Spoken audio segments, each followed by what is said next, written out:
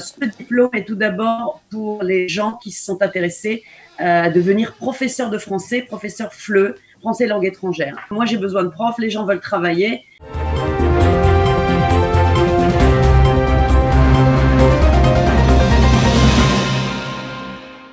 Doris Cohen-Ovadia est en ligne. Doris, bonjour. Oui. Voilà. Bonjour Doris. Moi, je ne vous vois pas, mais c'est très bien. C'est pas grave. Enfin... Voilà. Donc, on est ravis de vous accueillir parce que on voulait vous donner la parole ce matin parce qu'il y a beaucoup de gens qui sont un peu sur le carreau, il faut bien le dire, qui ne vont pas être réembauchés à leur poste, qui ne parlent pas forcément l'hébreu, qui aiment bien la langue française, qui aiment bien l'enseignement, la transmission, et vous proposez une formation ou qui peut servir de reconversion professionnelle.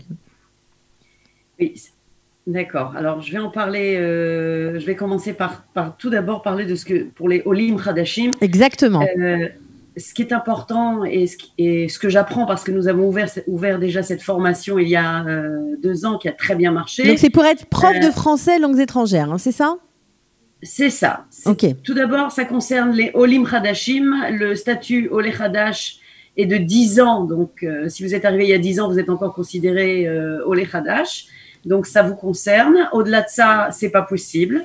La deuxième condition, en fait, avant de parler des conditions, ce diplôme est tout d'abord pour les gens qui se sont intéressés à devenir professeur de français, professeur FLE, français langue étrangère.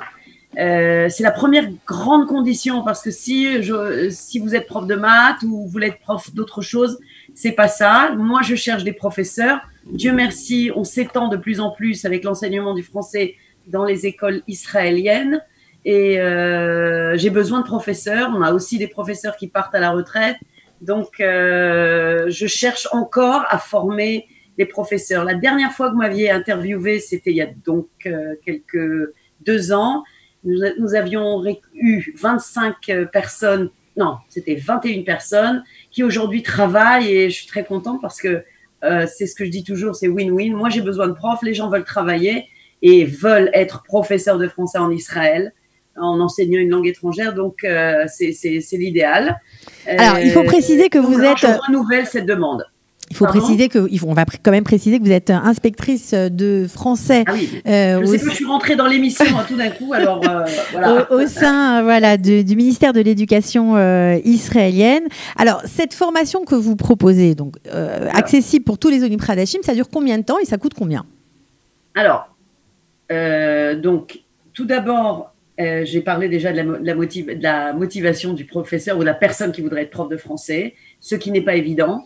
Ce que je veux dire, c'est que parfois il y a des chocs de culture, mais l'enseignement, c'est pas quelque chose parce qu'on parle français, alors on veut. C'est important pour moi de le dire avant de répondre à votre question. Il faut savoir vraiment qu'on a envie d'être motivé, que c'est notre plaisir d'enseigner le français dans une classe en Israël. C'est aussi, je pense que c'est la même chose en France qu'en Israël. Donc parfois on dit les chocs de la culture, c'est pareil. Je veux dire, enseigner en France ou en Israël, je pense que c'est la même chose. Les élèves sont un petit peu différents, des stigmates, comme on dit. Ouais. Une mauvaise image ou je ne sais quoi, mais je pense que c'est faux. Donc, combien ça coûte et combien de temps ça dure? Alors, si je commence par la fin, j'ai déjà fait un appel à pas mal de gens que j'avais déjà sollicité il y a quelques mois, mais on n'avait pas autorisé les budgets. En fait, c'est une formation qui s'adresse à des gens qui ont un diplôme académique, une licence, une maîtrise reconnue par l'État d'Israël, pas un DUG, parce que j'ai des gens qui m'écrivent et qui me disent qu'ils ont un BTS ou un DUG, c'est pas reconnu en Israël, donc c'est pas possible. Il faut un diplôme académique, donc une licence, minimum licence, 3 ans, donc et une reconnaissance qu'on peut faire. J'ai donné les coordonnées de Hadassah Mamo à beaucoup de gens. On peut faire aussi la reconnaissance au sein de Qualita, c'est aussi possible. Ah d'accord. Voilà. Ah bah, c'est formidable. C'est Esther Blum, voilà. Bah oui. Eh ben, c'est formidable, très bien. Et donc, à partir de ce moment-là, si vous voulez être professeur de français, donc vous m'envoyez un mail.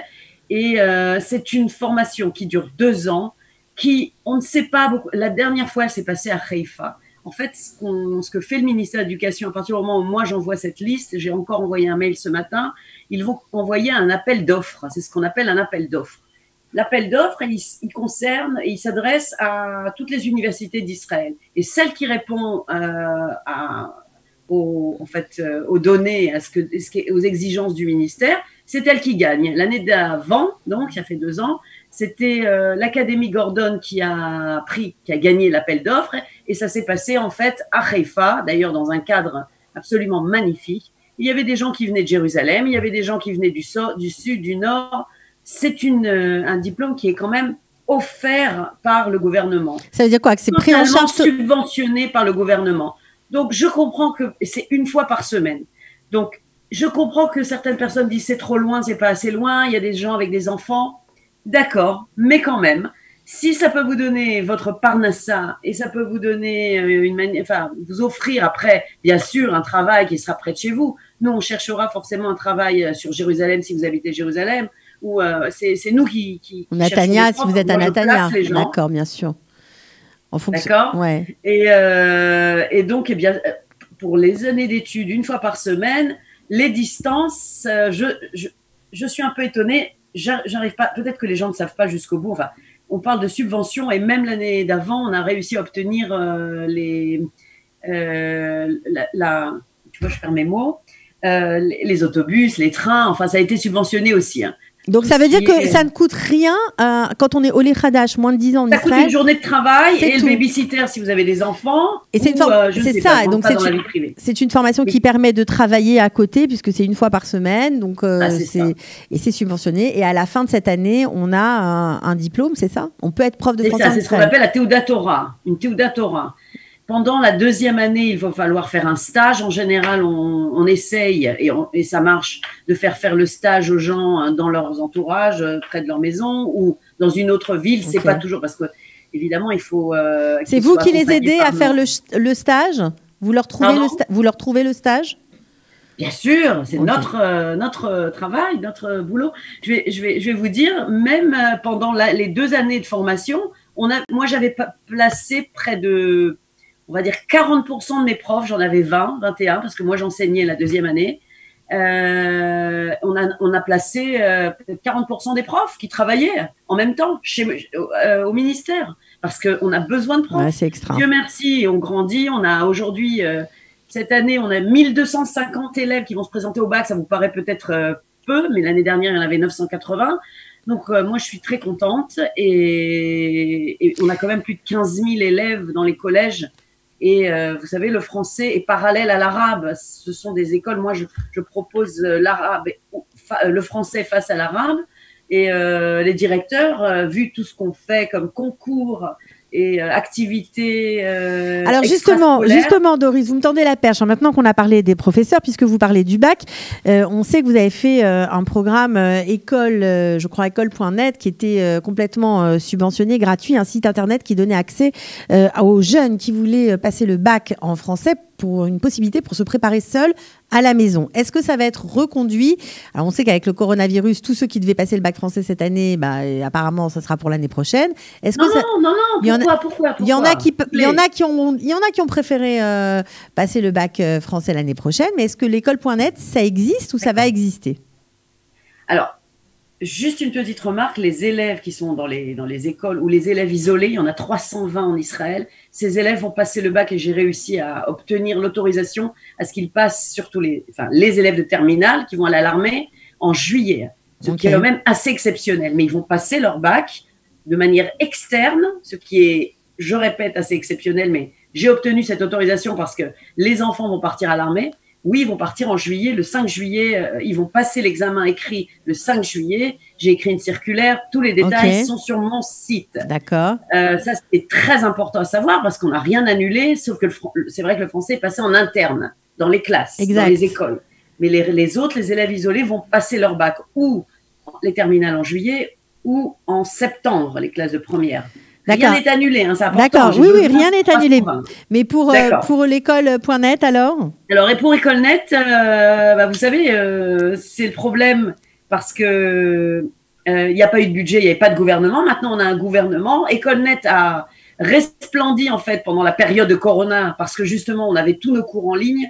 Donc, on les a utilisés et on a été assez exemplaires. On va essayer de… Justement, le corona nous a rendu bien service. Donc, on va essayer de refaire les demandes. Je ne sais pas encore. D'accord, on ne sait pas encore. Bon, on ne sait pas, on a un nouveau ministre. On attend. Tout est nouveau, donc on espère que les choses vont être à notre faveur. Ok, très bien.